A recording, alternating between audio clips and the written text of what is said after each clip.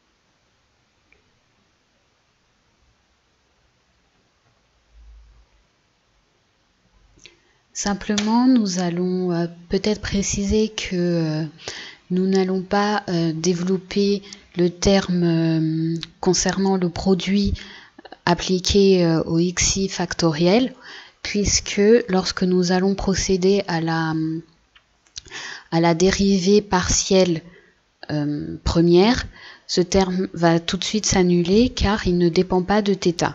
Mais il faut savoir que lorsque nous appliquons la fonction logarithme à ce terme, donc logarithme du produit de i égale à 1 jusqu'à n des xi factoriel, nous savons que la fonction logarithme transforme les produits en somme. Donc ici, nous aurons la somme des i égale à 1 jusqu'à n des xi factoriel.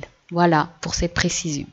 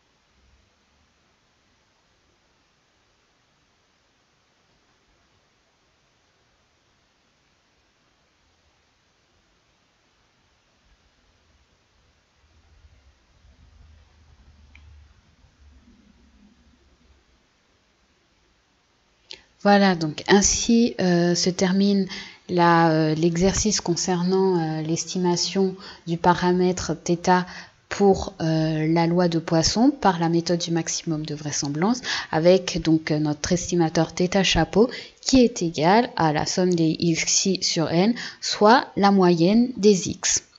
Merci d'avoir regardé cette présentation concernant la construction d'un estimateur de la loi de Poisson par la méthode du maximum de vraisemblance, et à très bientôt sur notre chaîne.